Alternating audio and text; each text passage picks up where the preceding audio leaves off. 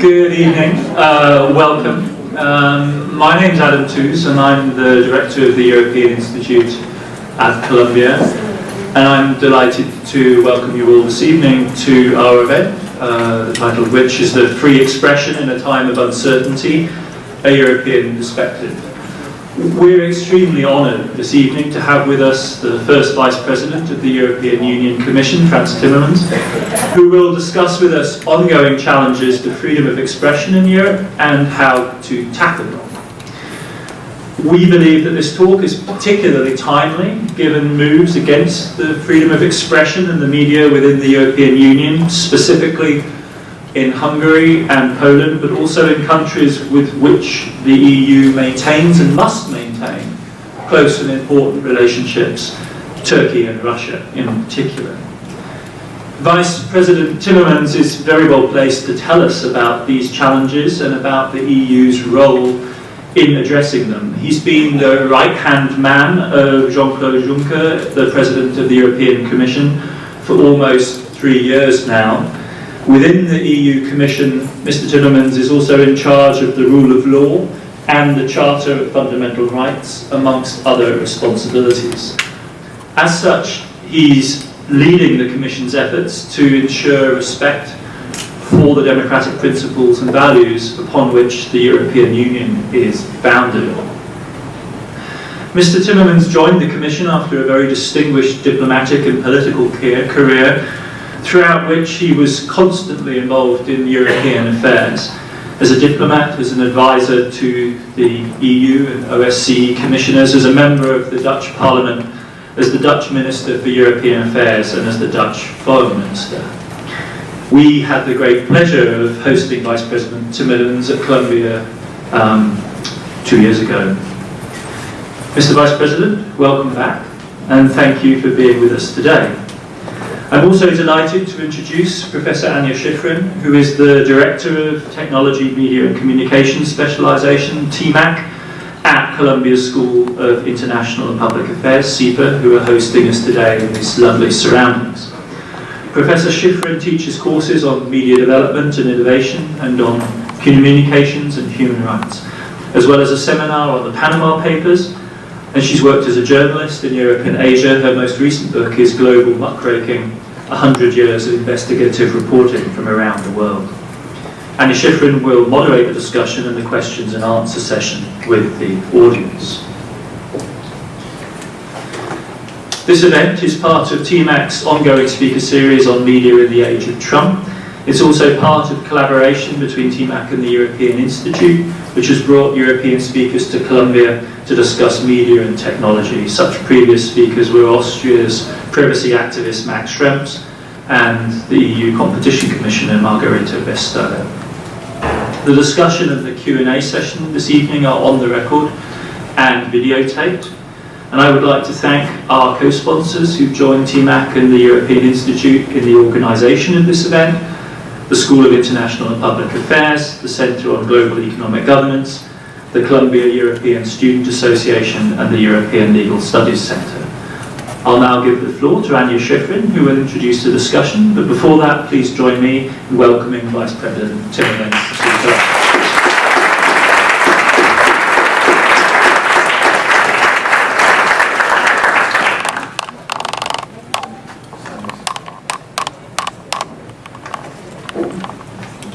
Thank you so much. It's wonderful to organize another event. Thank you, Francois, Dave Kaufman, and CA. And of course, I want to make sure everybody knows that Holly Johnson and Agnes Kalmar are in the audience.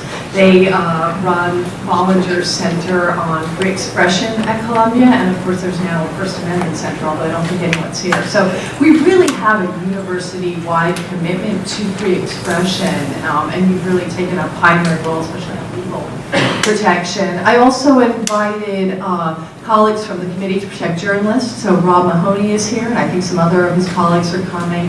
And also Andrea Pratt from the Business Schools just published a new paper on media power. Patty Cohen from the New York Times, and many other colleagues. So I think we have a really good expert audience that's going to be able to engage with the speaker. And I encourage you all to interrupt me at any time. We've all been planning this now since May and talking back and forth about the kinds of questions we wanted to ask. Had a lot of discussion, including with the students from the European Students Association. And it was really clear that the thing on top of everyone's mind is Hungary, Poland, and of course Turkey. We're really worried about the situation there. It's not just attacks on the judicial system and the universities and Central European University in Hungary and the NGO and civil society, but it's also the journalists. So we'd love to just talk to you first for some of your impressions, and I bet we'll all have some follow-up questions on the situation in those countries. Thank you so much for being willing to talk to us. I think also since the Trump election, we've all been a bit desperate here, and part of what I really wanted to do this year was have some solutions, which is why we're so also excited to hear what leadership the EU will take right now on questions of free expression. We need a bit of inspiration. Thank you so much.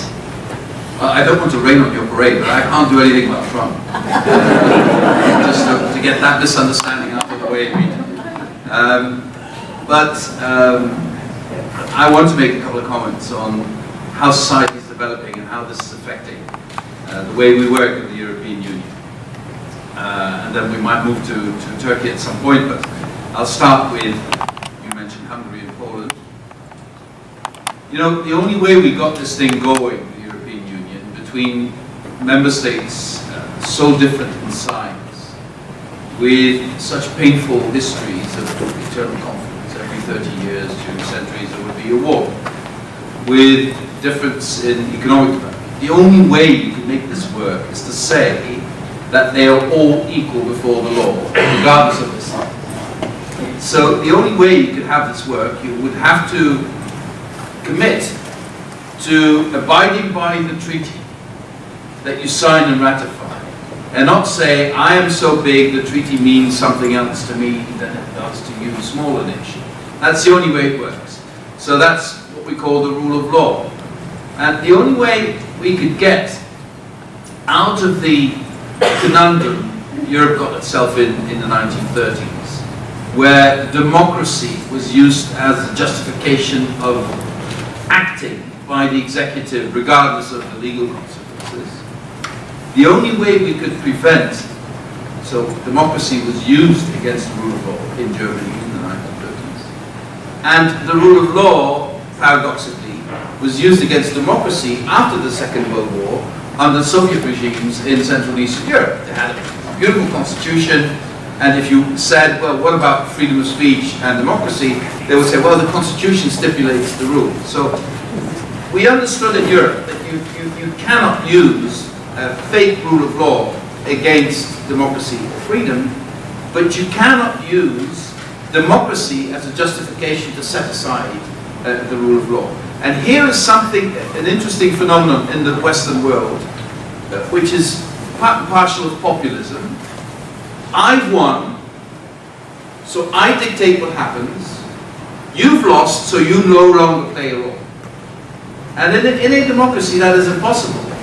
Because if you put the ones who lose in that position, you invite them to do exactly the same if they were to win the election this time. So for a democracy to function, apart from a full respect for the rule of law, you also need to have full respect for the position of minorities who lose after an election. And this concept is sort of lost in this populist wave that we face now. For the Union, and this is what I wanted also to say specifically on Poland, the Polish government says we need to reform the judiciary. And I think they have a point. The judiciary in Poland needs to be reformed. But the judiciary still needs to remain independent of the other branches of government for it to function. And then the reaction is, no, but we've won, so we get to say how the judiciary should be organized. And there I have to say to them, but you've agreed in a number of international documents, not just the EU treaty, also in documents you've signed like the European Charter on Human Rights, that you would always respect the independence of the judiciary. And then, of course, when insisting on this, they will say, but this is national sovereignty, stay out of our business, you shouldn't meddle with us. My point is, you have signed and ratified a treaty which comes with obligations, and you can't pick and choose which obligations you want. You can't say, I like the internal market because I can sell everywhere and my people can work everywhere. I like the structural funds because it helps me develop. But all the other things, you can keep. I don't want. We can't. It's not an a la carte choice. European integration. There's another reason why it's important, and this is intimately linked to the way our economy works. For our economy to work in the internal market, you need the rules to be applied in the same way everywhere. And so you need to make sure that if you agree on rules in Brussels, that they're applied in the same way everywhere, even when these rules need to be transposed by national legislation. So how do you check that governments don't cheat? That's what judges do. So if you have a problem with the application of EU law, national judges, even at the lowest level, at the moment when they have to interpret the law, become EU judges in every single member state. And if they don't know how to solve a problem, they have direct access to the European Court of Justice in Luxembourg, without any political interference by national governments, etc.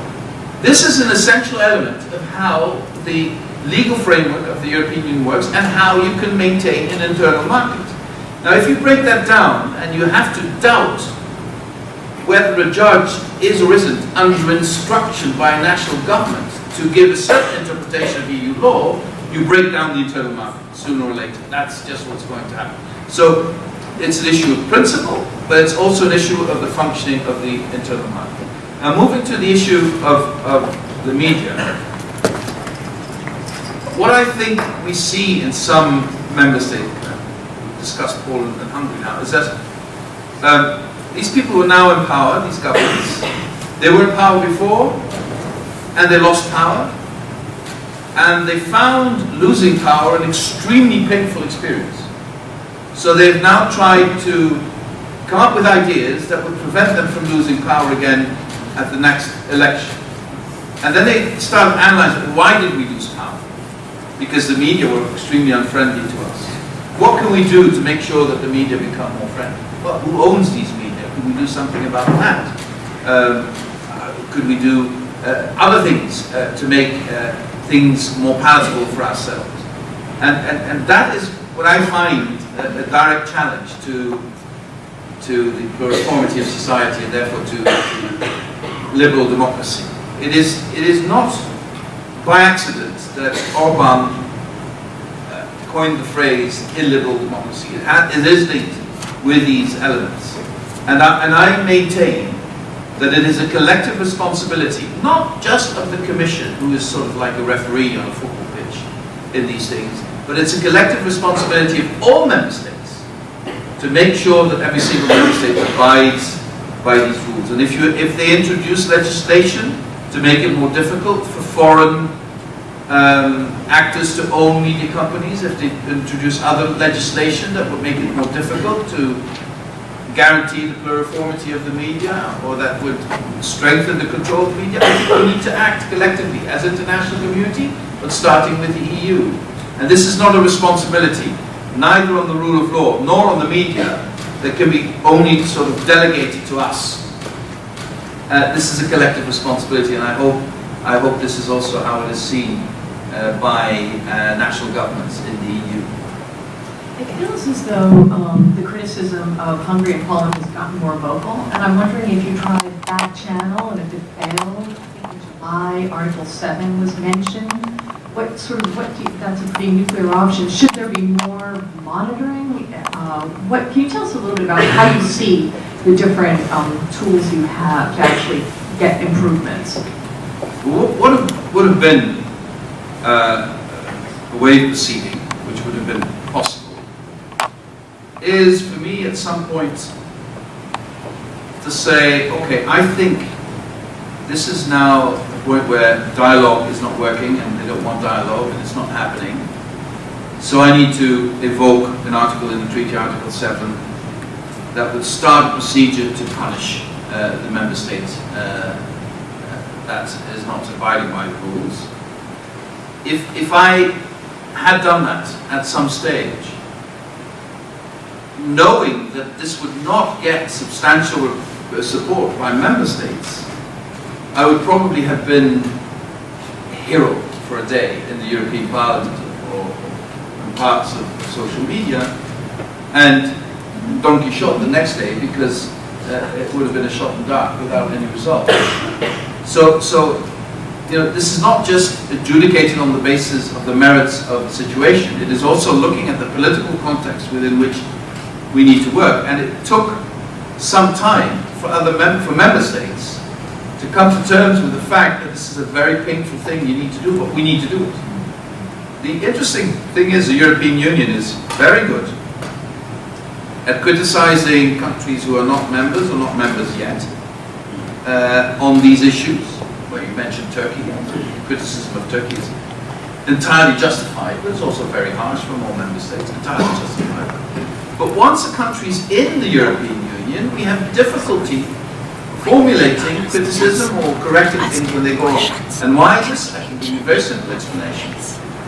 When Jörg Haider formed a coalition government with the ÖVP, the Christian Democrats in Austria, there was a strong anti-reaction in many capitals in Europe, and there was sort of a political idea of political isolation of Austria.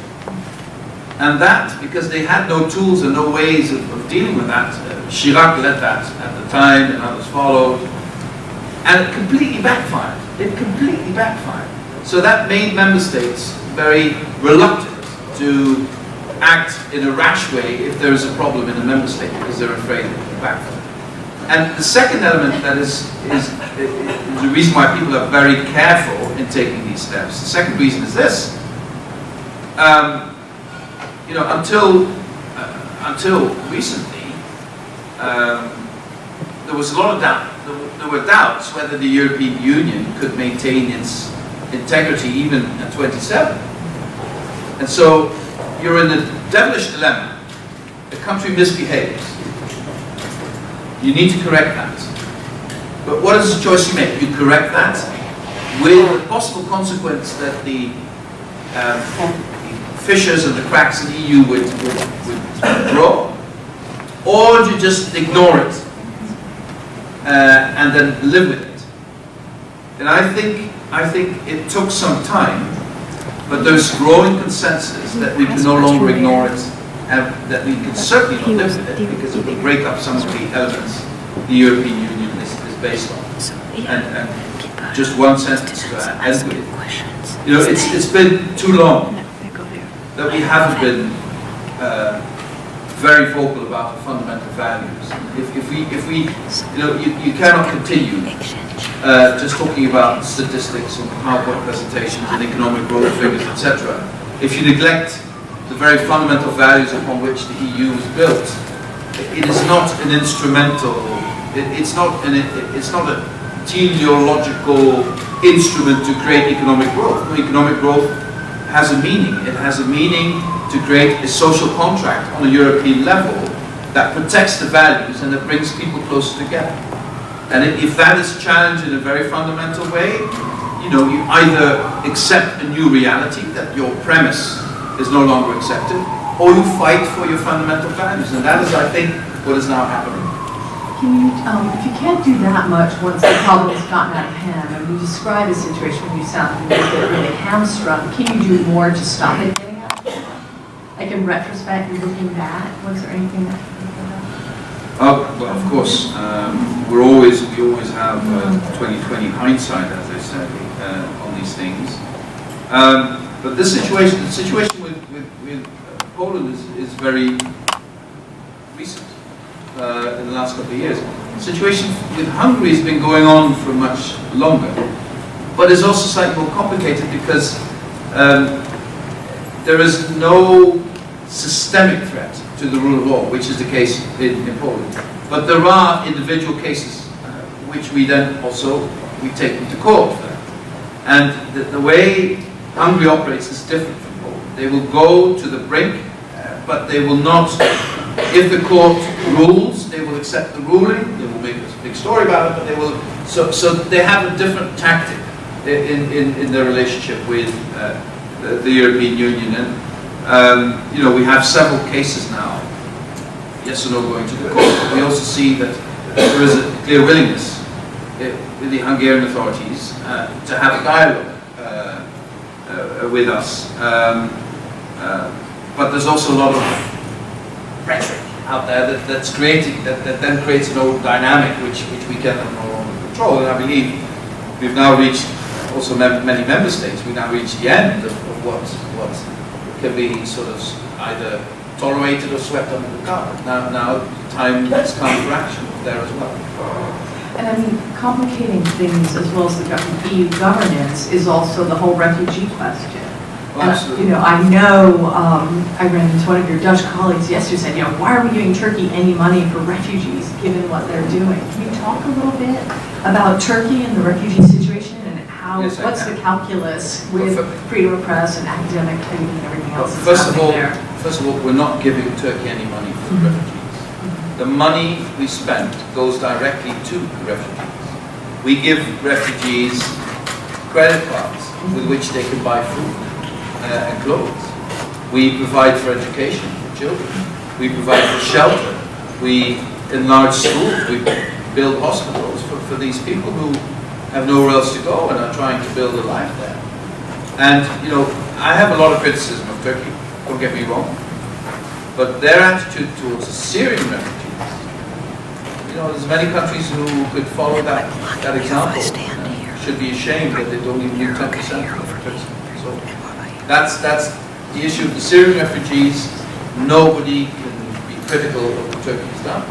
What we're doing is not financing the Turks. What we're doing is financing direct help to these refugees. Now, on other issues, this escalation in words, but also the deeds against people thought to be implicated in the coup d'etat, against the media, etc. Turkey is moving away from European values at lightning speed. And this needs to be stipulated again and again. Calling other European, just imagine you're from my country, the Netherlands, suffered quite a lot under Nazi occupation. And then calling Dutch ministers Nazis. I mean, whoa. And saying the same thing to Mrs. Merkel, who certainly doesn't deserve it. Juncker and I turned up in a Turkish newspaper, I think 10 days ago. We both had a small moustache here in the picture. You know, that's not conducive to building a relationship. But that's not even the most important thing. The most important thing is jailing journalists, going after minorities, brandishing everybody, telling everybody they are part of the FETA movement or Gülen or whatever they call it today. I mean, we need to have a conversation. If they still have the ambition to be a European nation that comes close to sharing our values, our fundamental values, and they declare every time they do, we need to have a conversation about this. And that needs to be a frank conversation. And at this stage, whenever you criticize them, they hit back very hard, and that makes the dialogue very, very difficult indeed. The only thing I need to repeat is, if they don't want to come closer to us, they should say so. They should say so, we don't want it, we want to go our own way, we don't want to be part of the European Union. But if they maintain their candidacy to the European Union, they should act upon it. Act upon it and start respecting human rights again. Start respecting the independence of the judiciary again. Come closer to common European values. And the onus is on them, not on us. What they're trying to do now, also by these provocative remarks, is to see whether they can force us in saying, okay, we don't want you anymore. So that they can then say at home, see, they don't want us. I've always said it, they don't want us. But I feel very strongly about not doing this. I believe that so many Turks who still have faith in Europe, who still believe that Europe is the only way they can get out of this, and that they can reinstate full democracy and freedom and independence, independent media, etc. I don't want to be the one to say to them, let's hope this case go away. But I don't think we can do that. But if they want this, if they continue saying they want it, they will have to start moving in Europe's direction, otherwise it's not going to work. I would add, by the way, on the list of terrible things that the Erdogan government has done is firing tens of thousands of academics and teachers as well. Absolutely. Yes. Can't forget that. This one question is sort of very university, but it's not just about journalism, but mainly is. This sort of governance complication and this need for agreement, making action difficult on questions of free expression. What also, I guess, is making action difficult in some cases on hate speech and sort of disinformation. I had a really interesting day in Brussels talking to everybody about disinformation and Stratcom, which is obviously doing all sorts of propaganda and counter-narrative stuff.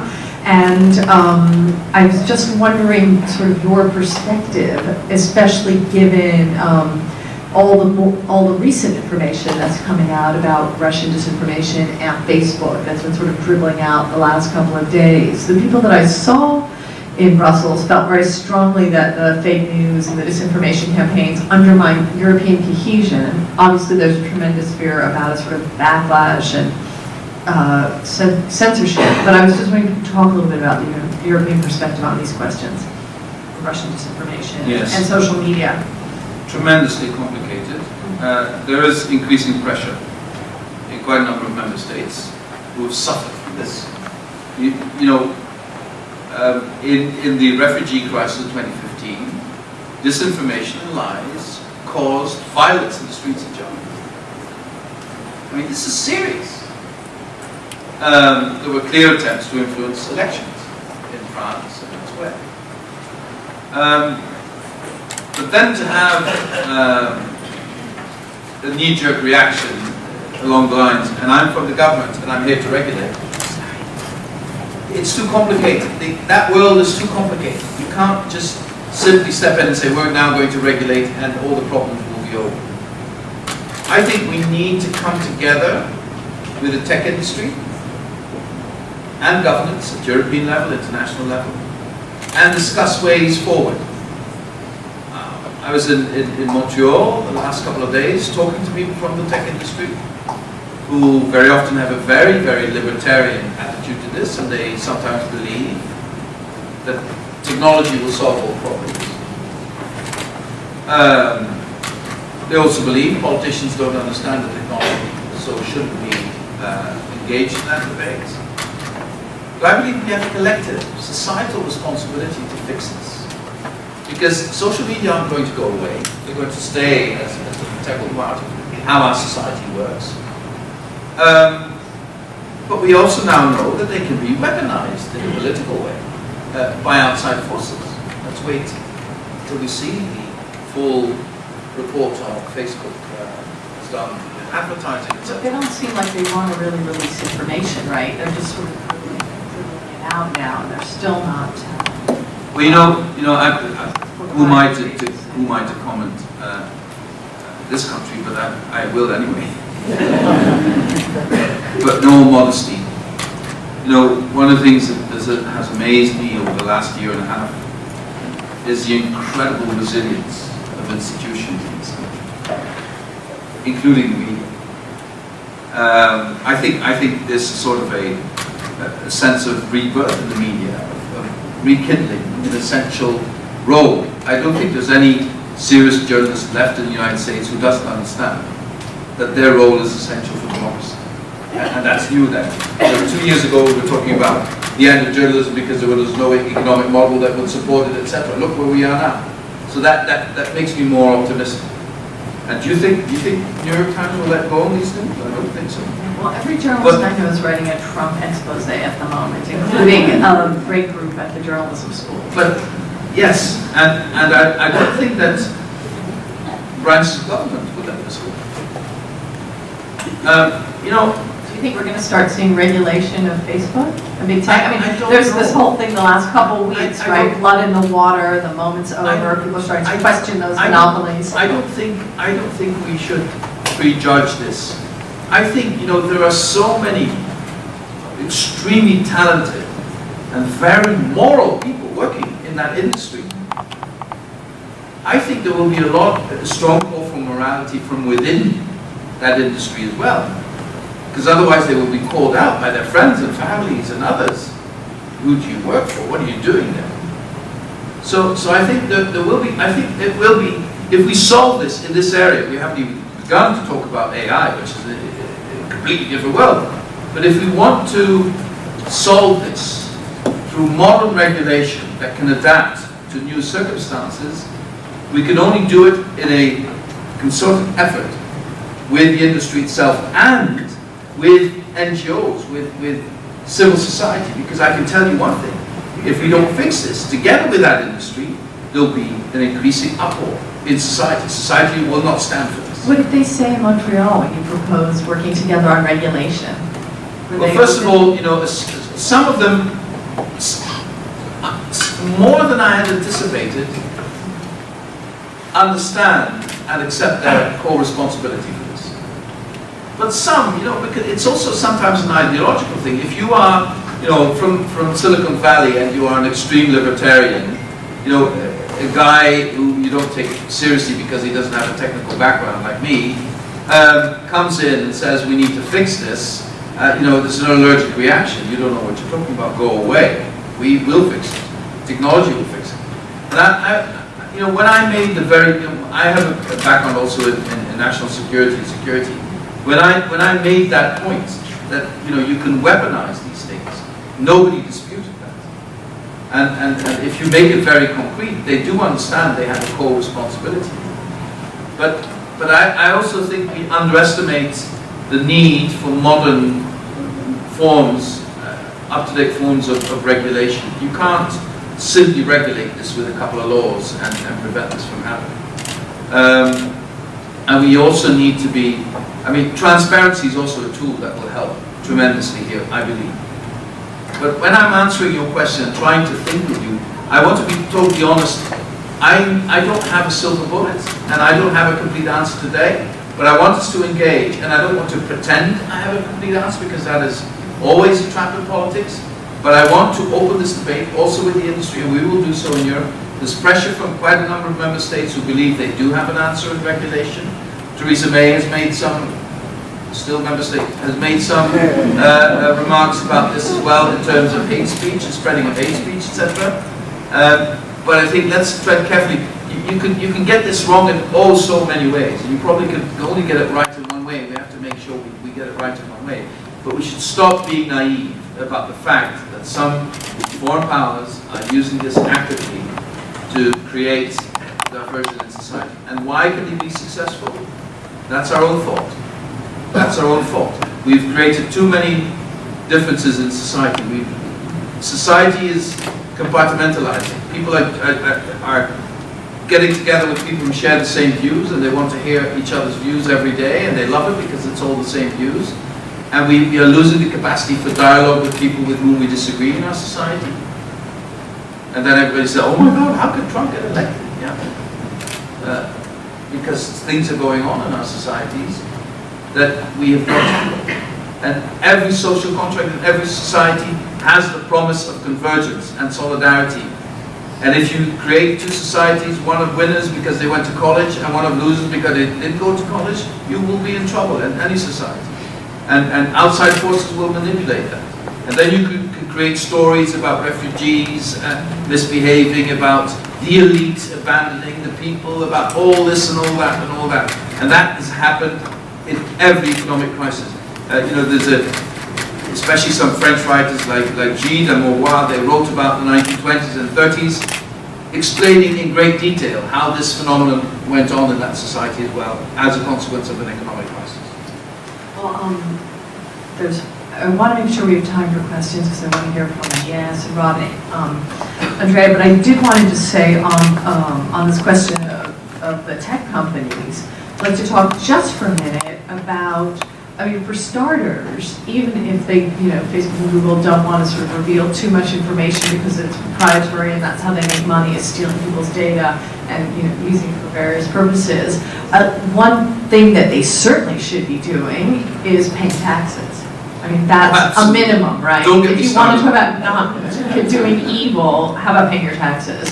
So I'd like to, we had Commissioner Vestager here last year, and it was interesting to hear the American businessmen in the room saying you're picking on us, but I'd love to hear a little bit more from you. Can we count on the EU to show a little bit of leadership in this area? Absolutely. Absolutely.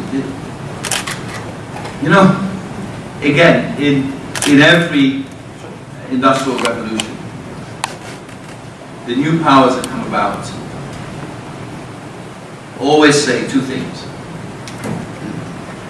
Don't tax us because you'll kill us.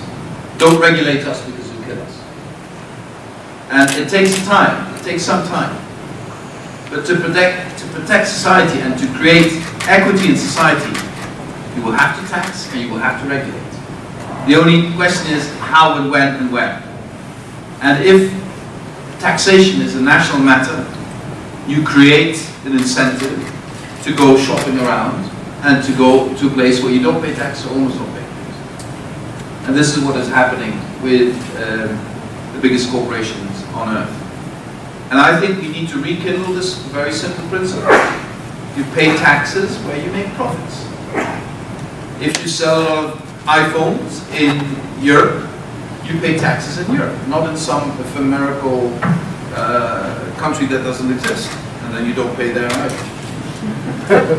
If you want to sell coffee in Europe and you're a big American corporation, you pay just as much taxes as the coffee shop next door who's doing this on her or his own.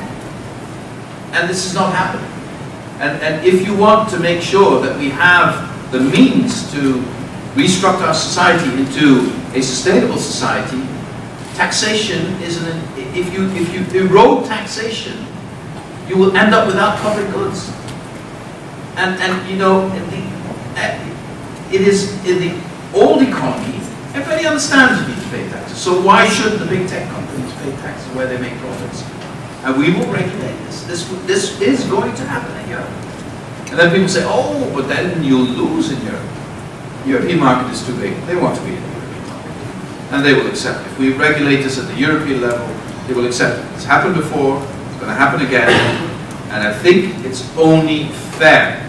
It's only fair that if you make so much profit because people buy your products, that you pay taxes and that you are part of an economy where other economic actors also pay taxes. I think we've all been amazed this last couple of weeks of watching Amazon ask cities to bid for jobs, right? And how many jobs will they then move out of Seattle? So I think this leads us nicely into Andrea Pratt, because you wrote that great paper on media power that you published this summer. So maybe we'll start with you for on some of our human rights friends. Thank you. Probably very interesting. You want to use the mic?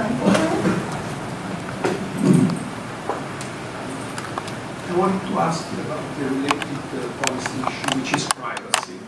This is a very important issue.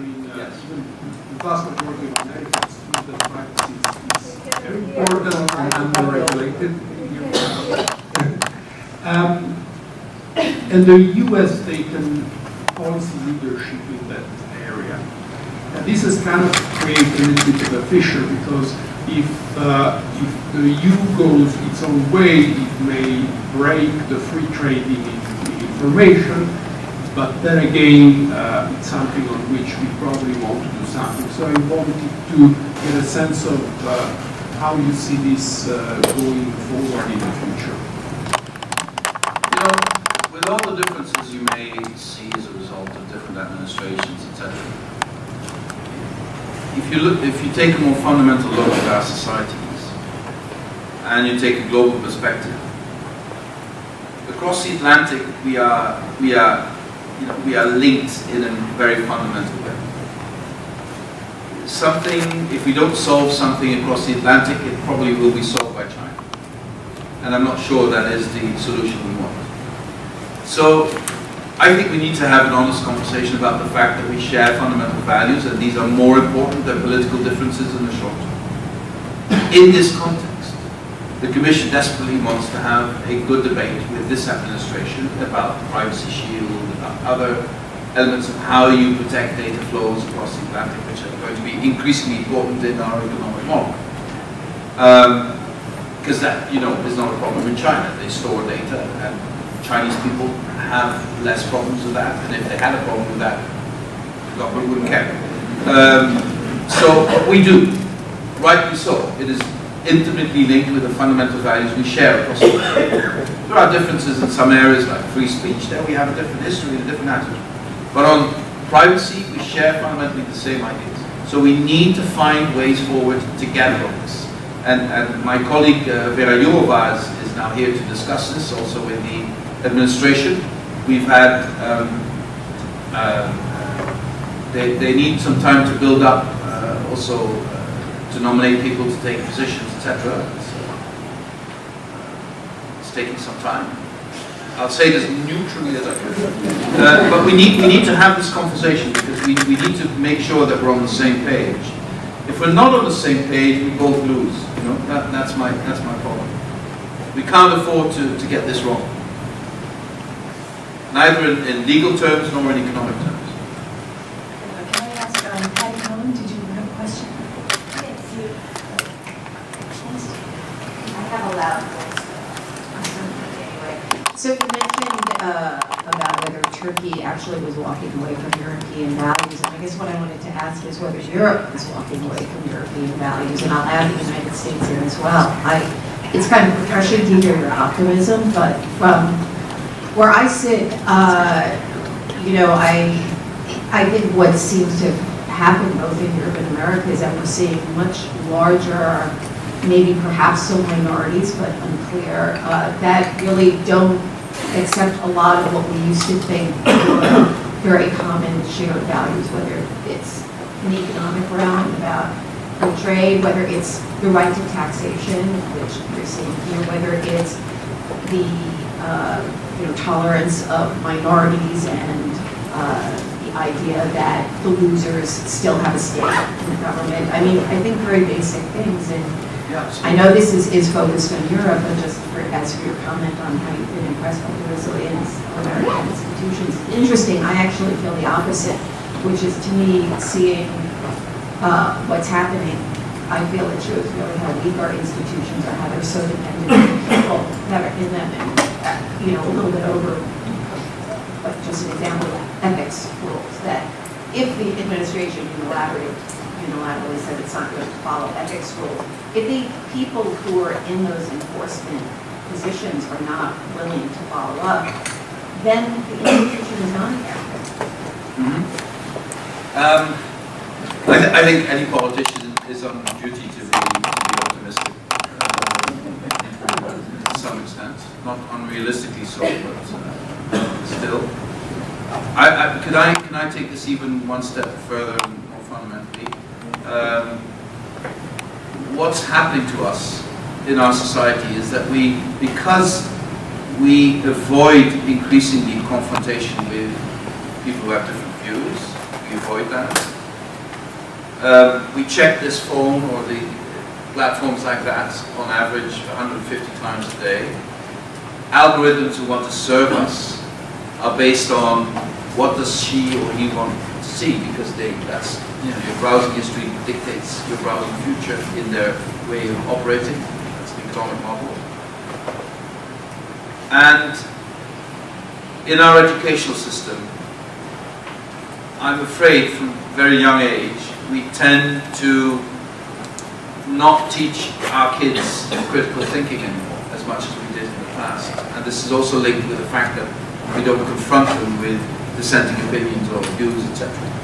So, in a very fundamental sense, I fear that if we don't, especially do something very audacious in the educational system, we will end up with gated societies where people will just be together with people with their views and their worldviews, and to then define a nation on the basis of people who don't really who live apart together, but completely separate in one country. You cannot define a nation on that basis. And I'm sorry to make this so fundamental. This is not just an American problem. It's a global problem that is not just American but European. You can see it in other societies as well. And then the wish to redefine the sense of community at the tail end of such a deep crisis, which has led to, there's only 2 countries in Europe, Sweden and the Netherlands, where income disparities have not grown as a result of the crisis. Only 2. So if you have this income disparity growing, if you have this lack of perspective, the first time in 3 generations that people think their children will be worse off than they are, and you combine that with this lack of critical thinking, you know, this is a walhalla for nationalists. And that's what they've been exploiting. This all comes together. And now I have a solution. We will be happy again if we're pure. We will remain happy if we keep people who are different out. And this is not new. This is part and parcel of European history. And you see, sad across Europe. Anti-Semitism is growing again. Xenophobia is growing again. Islamophobia is a relatively new phenomenon that is catching on pretty well. And it's all a consequence of these other things we saw. And what I found one of the most compelling, one of the most beautiful results of European integration was to overcome the trap of nationalism. I mean, it would be tragic if we fell into that trap again. But fortunately, we still have a lot of resilience in society as well. And let me end on that.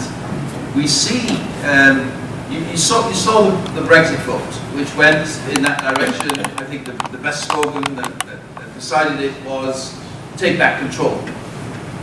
There is an incredible wish in American society, European society, to get back control of our destiny. We can devise policies that will deliver on that do not have to be along the lines of ethnicity, nativism, or nationalism. It can be on the lines of social justice, of transformation to a sustainable economy. There are millions, tens and hundreds of millions of young people who would like to hear about an agenda of social justice, transformation to a sustainable economy. And like Willy Brandt used to say, if grandchildren and grandparents get together, that's when you get positive societal change. So I think the moment has come to formulate this. There is an alternative to nativism and nationalism, and that is to formulate a future that benefits the many, not the few. I've got a lot of people signaling to me, so I think we'll do Agnes, then Rob, and then we'll sort of wend our way back to all the people that are gesturing. Thank you. A quick comment on what you just said. As a European myself, somebody who is studying closely European transformation, I have to react to your comment because it seems to me that it has been easier for the European institution to go after Poland and Hungary rather than to go after its own evilness inside. The lack of leadership around refugees and migration, for instance, the deafening silence in response to the attacks against refugees or migrants, which is still going on to this day. The deal with Libya, which in many ways is amounting to aiding and assisting in the perpetuation of massive violations of migrants' rights. I hear your call for social justice. I want to see the action. I want to see the world coming with it. And at the moment, at the bottom of everything, at the heart of all the ills you're describing, are the refugees and the migrants. If we really want to defend European values, we should begin by defending them, defending the principle of non-discrimination, defending the principle that we fought for in 1948. I haven't seen that happening yet. I'm not putting the blame on you, I'm just saying it's a European leadership issue, but as long as we don't take a stand on these things, I don't think we're going to win the battle of values. Well, let me say one thing clearly, so you understand. I'm not one of those members of the European Commission who say, but we had such great plans, but the member states didn't want it. That's not the way I'm going to deal with this. I take responsibility for this, and I'll give you an answer, if I may. Had we had 2016, like in 2015, more than 1 million people come to Europe, arguably, forces would have come in a position of power in European nations that would have destroyed some of the fundamental values Europe is built on. In any social contract, in any state that is based on contributions and solidarity financed by people contributing to social systems, there is a breaking point when you cannot accommodate newcomers at a scale that is unacceptable. So we had to act to reduce the numbers of people arriving in Europe in such flows. Yes, I see you say nodding no, but I will take you to some areas in some European cities, overwhelmed. Even the country that has had the biggest heart in Europe and should be an example to everyone, which is Sweden, is now dealing with an incredible challenge of integrating people. And this puts a huge pressure on national systems. So I want you to understand, and this is not a cynical comment, but it's a realistic comment, that there is a breaking point in any society. Having said that, what we absolutely needed to do was to break the business model of the smugglers. People were becoming millionaires and billionaires over the backs of people who would spend everything they had to get on a dodgy boat to cross first the Aegean and later the Mediterranean. People were dying, hundreds, thousands of people were drowning. This is something we had to stop as well. We could not have stopped that without discussing this and having agreements on this with Turkey. It would have been impossible. We got the guarantee that the refugees from Syria and others would get a humane treatment in Turkey, and they get it. By the way, you are absolutely right to point, especially girls and women, which are extremely vulnerable to violence. But they were just as vulnerable to violence en route through the Balkans because we couldn't follow them. People who are walking, you can't really follow them and protect them. They were being raped and abused and used as slaves along the route as well. So maintaining that was not an option for us. Libya is a case in point. We need to put all the efforts we have into helping UNHCR and the IOM to implant facilities in Libya where people can be treated in a humane way, which is absolutely not the case today. We need to move swiftly. But we also need, because, you know, one thing, let me just, if we want Europeans to show solidarity with real refugees, people who are not real refugees, who do not have a right to international protection, should be sent back to their countries of origin. Because and people who we need for our economy and society should have alternatives to asylum seeking to get to Europe. So we need a legal system of migration that starts in the countries of origin. You can just go to an embassy, apply, and then get a work permit in Europe. That's what we need to do. But we also need to bring back people to countries where they don't have right to asylum. And we need agreements with those countries. How you help these people set up businesses, how you help these people get an education, how you give them the dignity that they didn't come back completely devoid of any means, because sometimes they take risks with their lives because they fear going back to their own people, having spent so much money and having no results. So these are the things we need to do.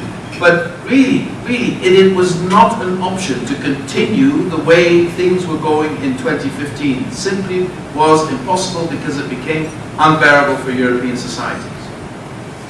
My question, we could keep on arguing, but Yes. it's not the purpose. You made a reference to modern forms of regulations when speaking about platforms and internet intermediaries. As you know, as you mentioned, member states are moving quite fast towards very strong regulation. Germany adopted a law in July. The French regulators is very strongly putting Google and other actors on their toes, and the court throughout Europe, including the European Court of Justice, have taken a very strong stand against, towards the liability of intermediaries for the content.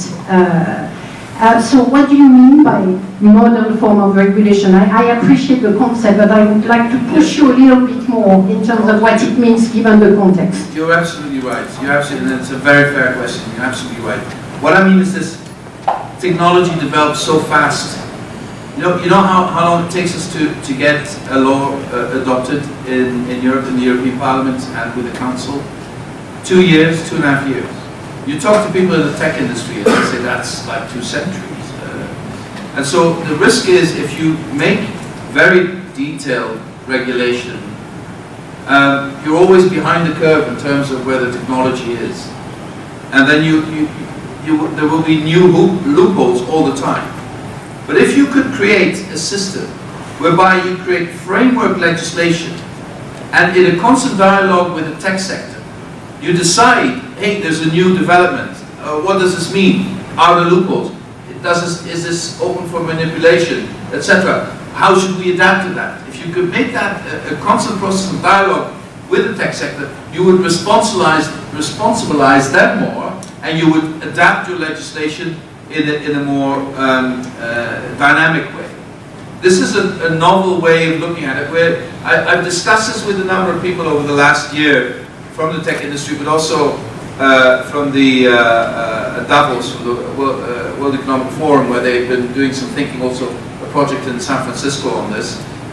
We need to think about this, because I think, also for us lawyers, this is something we need to think about. This industrial revolution is not just the first that is really global, but it's not moving at the speed of an industrial revolution. It's moving at the lightning speed, which is in every industrial revolution, regulation came after, came late.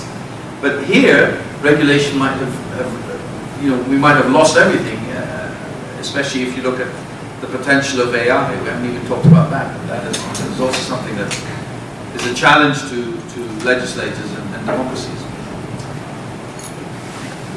Yeah, hello. I'm from the Committee of Tech Journalists, and normally we do not have to deal with press freedom violations in North America and the European Union, but recently we're having to turn our attention to that, and one of the things that I see is that the failure of the European Union to address the squeezing of free expression and critical journalism in Hungary has emboldened others to do the same. You now have a situation in Poland where public broadcasters are threatened. You mentioned the nuclear option of Article 7, which is suspending a member state's voting rights.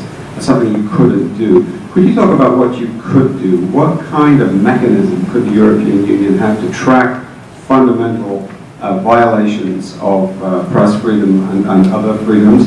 Could you have a scorecard system for individual countries? Because nothing is happening at the moment, and journalists are telling us that they're censoring themselves, they're afraid of losing their jobs, they're being harassed, they're being intimidated, in Eastern Europe in particular, and we don't hear anything in their support from Brussels or from the Commission. First of all, to avoid any misunderstanding, Article 7 is not off the table. Absolutely not excluded that at some point later this year we would be in a position to have to trigger Article 7. So I don't want there to be any misunderstanding on that point. I hope Poland will see the light and start a dialogue with us, but so far they didn't want a dialogue. Let's wait and see. There's still 2 pending laws that have been vetoed by the President of the Republic. Let's see what he does with that veto. But no option is off the table. I don't want that to be misunderstood. As far as media freedom is concerned, it is an incredibly complicated situation because the instruments we have are very limited, as you know, to act. There are, in terms of media ownership or infringement on media ownership, there are instruments we do have in competition cases and state aid cases, and if need be, we will certainly use those instruments. But I think here, political pressure should be forthcoming from other member states, and frankly also from the United States, because the United States has a stake in this, because some of the media companies that might come under pressure because of new legislation in Hungary are American-owned. So I think there is a vested interest across the Atlantic to do something about this. But I have to be honest with you, we don't have real strong weapons, legal weapons to act. The weapons we have are political. I organized a colloquium about freedom of the media in Brussels at the end of last year. There was a huge uptake for that, and we were able to solve some of the issues, but the wider and deeper issue of media ownership, which is important in this context, and of what do you do against journalists who self-censor? What does a government, what does an authority do when journalists feel so intimidated that they start avoiding stories? I find that one of the most, and some governments know this and they act upon that. I find that one of the most difficult challenges we collectively face. Calling them out does help, and you know, making sure that also Prime Minister Orban was challenged by his own political family, you know, does help, but they need to do it. Rob, could you hand the mic to the person behind you, and could you introduce yourself when you ask a question? Thank you. Thank you, Vice President. Horst Fischer, I'm German, but I lived and worked 25 years in Brussels and also the Revolution. Now, thank you for your explanation and comments, but I have two questions based on what you said. One relates to the German law on the media and the agreement with Facebook. I found it surprising that on the one hand you were stressing the values of the EU, and you pointed quite rightly out the challenges we are facing. You know, we have an election in a couple of days, and there's a huge debate in Germany about who might interfere, but I'm more concerned about hate speech, etc. So you said, well, we don't understand the technology, and we have to wait, and we have to talk to industry, but two states, and you pointed out, have already acted. Why is not the EU acting? The second question is on social justice.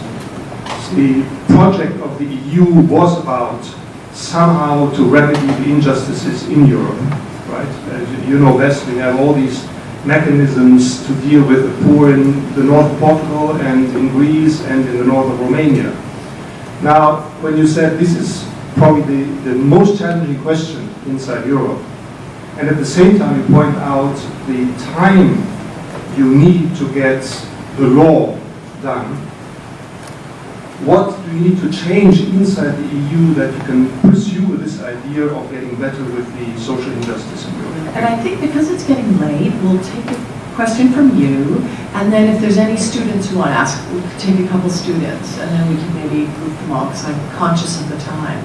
And could you introduce yourself? Yes, thank you. I'm a friend of the firm, Emmanuel Fellow at the New York University, but I have 30-year experience in the EU bubble in Brussels.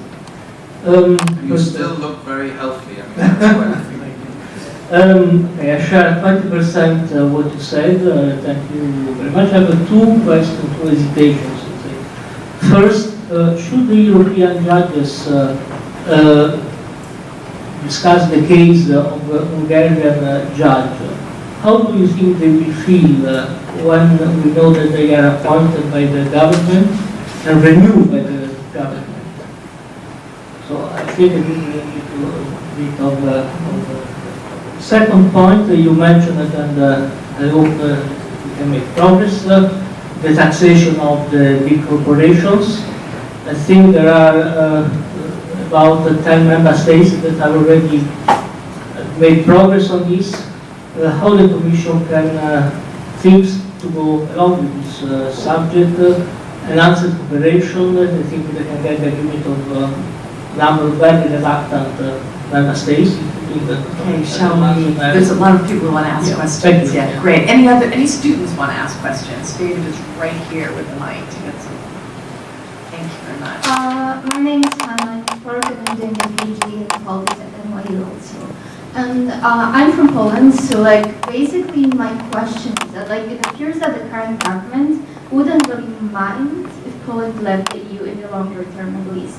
So how the EU can act in order not to trigger this kind of sentiment. Thank you. Any Columbia students? Yeah, I see a couple right here in the white too. But welcome to NYU. Thank you for coming. Hi, my name is Louisa. I'm also a student here at SIPA. And I have a question about the refugee quota, because you focused a lot on the deals with Turkey and potential Libya, and I was wondering how you see the prospects for the resettlement quota. And I see a patient man in a gray shirt in the back, and maybe that will be all our questions. When you say refugee quota, you mean the relocation within the EU, right? Yeah. Great, that'll be the last question. Thank you. My question is about what is the stand of the Commission about unilateral declaration of independence of regions or member states, and Any specific region in mind? just in general, Scotland or Bologna would be a good example, or of course Catalonia. Okay. Very different question. Yes.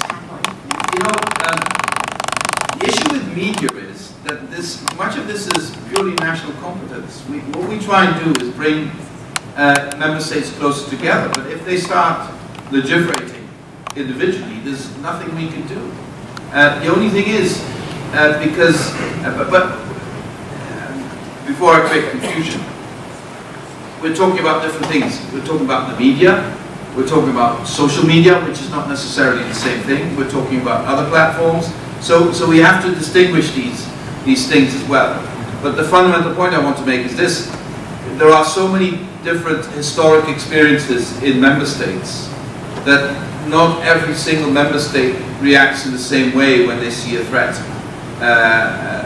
Hate speech has a completely different meaning in Germany than in many other countries for historic reasons. And you see this in other areas. Some parties that would never be allowed to be registered in Germany are active in neighboring countries. I know a couple of them very well. So you know that is a challenge for all of us. What we want to try and do is to see if we can come together on this on a European level, so that we set norms that could be applied by everyone, so that not people who want to do harm could play out one member state against the other. Because especially when you talk about social media, I'm not talking about print media, but social media, there are no borders anymore. So that is my answer to your first question.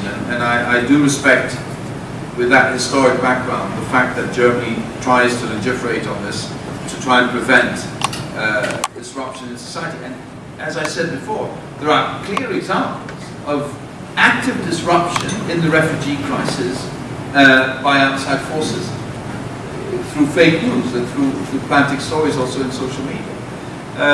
Another interesting example of this, I remember, vividly, in the Baltic states, countries I know rather well, that you had, over a number of years, a huge uproar whenever there was a gay pride or something like that. And I was always wondering, people in those countries are relaxed about these issues. Why is this always so cool? And then, when the refugee crisis came, all of a sudden, all this anger and activity immediately shifted to the refugees. So that then I thought, this is not by accident. You don't need to use gays anymore to say that your culture is under threat. You can use refugees. So this is being manipulated. You have to stop being naive about this, and we need to do something about it. And I think not by doing the same thing to them, but transparency and openness is the strongest instrument we have. But also that you will need to find a form of regulation with the industry. Your point on social justice, I think the whole idea of the European Union is convergence from the very start. The first deal, of course, was coal and steel, because those were the ingredients of the war industry. You needed to take that out of national hands, you put it in a higher authority, and so you take away the risk of the other not knowing what one is doing and then getting into an arms race again. And the next deal was very clear. It was people were starving in France in the rural areas, and the German industry didn't have an outlet for its products. So we created an internal market, free movement of goods, and an agricultural policy. And that was also to bring these countries closer together. Structural funds, after the oppressive regimes in southern Europe, were there to create convergence. Sometimes it did that extremely well, sometimes it didn't work so well for internal political reasons. But this has always worked, and at the tail end of this crisis, it hasn't worked. And there has been moral hazard has crept into the relationship between member states of the European Union. Because the premise of all of this is, I link my destiny to yours, and by doing that, we depend on each other, we will no longer make war. But if you don't trust the other guy and you depend on him, that is a huge source of insecurity. And that's what you got in the crisis. Dutch and German taxpayers saying, we're paying for these lazy people in the south who don't want to reform and they want to retire at 50 and they spend all the time at the beach. Which was a complete nonsense. But it worked well, because you didn't trust the other guys. And on the other side, people in Greece and some other countries saying, we are governed by Nazis from Germany who want to impose their economic model on us and want to destroy us. That's moral hazard in the EU. And as long as and now with the refugee crisis, it's moral hazard between East and West. Hey, they want to impose Muslims on us, that will change our culture, and we don't want that. Versus, we're giving them billions to build up their nations. Now we ask for something, just a bit of solidarity with the refugees, and they refuse. Moral hazard. And we have to be very careful that this moral hazard, which is a factor now between member states, but which has also become a factor within member states, destroys the project as a whole. So social justice is an urgency, not through legislation at the EU level. Most of this legislation will have to happen at national level because we have no competence there. But to fight, if we give our economic advice to member states on where the shortcomings are, what they need to do, we need to put convergence within society first and foremost. We haven't done that before. We've only looked at other indicators more. We need to show that this is something that needs to be part of the economic mix in member states, and we can give advice on that. I frankly don't really know the issue of the Bulgarian judge, I have to admit. Judges in the European Court of Justice are indeed put forward by member states. That's how the system works. But there is no member state in the European Union today where a Minister of Justice gets to decide, gets to fire a judge or hire a judge without any criteria and without any involvement from the judiciary itself. It doesn't exist. But Poland wants to introduce it, and that's why we are critical of that. And then, of course, in Poland, you also say, yes, but what about Germany? They do that. What about this? Whataboutism is one of the great inventions of the Soviet Union that I always fight. In all my discussions as foreign minister with Sergei Lavrov, when I pointed to something that I criticized in Russia, yes, but what about gays in the Netherlands or whatever, he would, and I said, okay, let's deal with that afterwards. Let's first deal with the problem I put on the table. And that's my reaction to the Polish government. Don't, compare apples with oranges. And let's deal with this problem first, and if you see a problem elsewhere, we'll deal with it afterwards. On taxation, I do believe we need to create more equity through taxation. It's inevitable. I think the premise that competition through taxation is good has been falsified by what we've seen in Ireland and other places, and we're now trying to find a consolidated base for corporate tax, looking also at VAT and other instruments at a European level to try and create more equity, and again, remove moral hazard in the behavior of member states, because, also the country I know best did a lot in attracting companies by tax dumping at some point, and I don't think this is the best way forward. They're not doing it anymore, which is good, but it happened in the past. Will Poland leave the EU? I don't think so. I know that now some are saying, oh, if you push us, we will leave. Still, consistently, 80% or more of the Polish population value membership of the EU. It's one of the highest scores in the EU, and understandably so. Poland is freer than ever before in its history. Nobody from the outside now gets to decide where Poland's borders are, only Poland itself. You know, in Polish history, if Germany was strong, Poland would be shifted 300 kilometers to the east. If Russia was strong, whoop, Poland would move. But nobody decided in Poland about this, others would decide.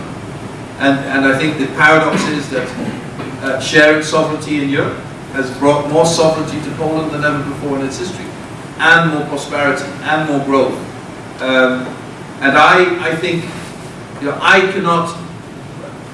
would not be sitting here without Poles, because my father was liberated by Polish soldiers in 1944 in the Netherlands, and he was very weak at the time, so I probably wouldn't be sitting here. So I have a huge debt of gratitude to the Polish nation. I always suffered for them in the 1980s. We all have the memory, well, you don't, but I have the memories of that time. You probably have read the history of that time. We all knew what happened under martial law, etc. And the Poles fought and won their freedom themselves. No outside help, they did it themselves. And they deserve to maintain that and not create a situation where we are pitted against Polish freedom, which I find rather insulting. And I would also welcome this, you know, I have to deal with politicians and ministers who constantly demand respect from us. They get my respect. It would be nice to get some back sometimes. But okay. On relocation, if we want a sustainable refugee policy and we want so-called Dublin regulation to work in a sustainable way, we have to take away from the table the premise that the country where people arrive is a country that's only on its own responsible for all of this. This doesn't work, because, you know, it's geography that decides that, and I think it is unfair, and it hasn't worked. If there is a crisis and Greece is overwhelmed, that we say to Greece, keep all these people, it's your problem, not all our problem. So we have to devise a form of solidarity. And in a situation of an extreme crisis, I strongly believe member states should commit to showing that solidarity, including taking refugees. I think this is a principle we should abandon in the discussion we're going to have in the next couple of months. On the independence of regions, this is very much a national debate. But if you know, you heard me talk about the rule of law a lot in my introduction. And I believe that we can ask of member states to respect their own constitutions. And for us, the guiding principle in our relationship with Spain is the Spanish Constitution, which was voted by the Spanish Parliament, which is part of the rule of law. And I think it is not too much to ask that everybody in Spain would act according to the rules of the Constitution. And that is the position of the European Commission. Fantastic. Well, that was a real tour to horizon there. Thank you all so much for coming, and thank you to all the people who worked so hard to make this event. A lot of them aren't in the room. For Joanne and your office, your colleagues, and David, Francois. Who would you like to thank? Can I just repeat one thing which I said before? Yeah. You know, I'm a bit jealous of those of you who work here and who have the incredible opportunity of studying here and meeting people with so many experiences and such intelligent and talented people. You are privileged to be here. You're privileged to share this with others. With that privilege also comes huge responsibility.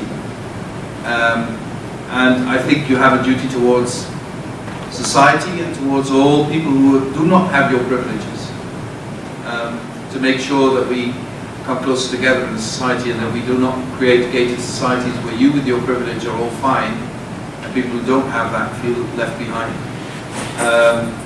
I think it's a moral duty, it's a political duty, and you are, talking to the students now, you are the strongest, healthiest, best connected generation in transatlantic history, which is a great gift your parents and grandparents have given to you in so many years of peace, but it comes with a responsibility, and I count on you to make our society better. Thank you very much.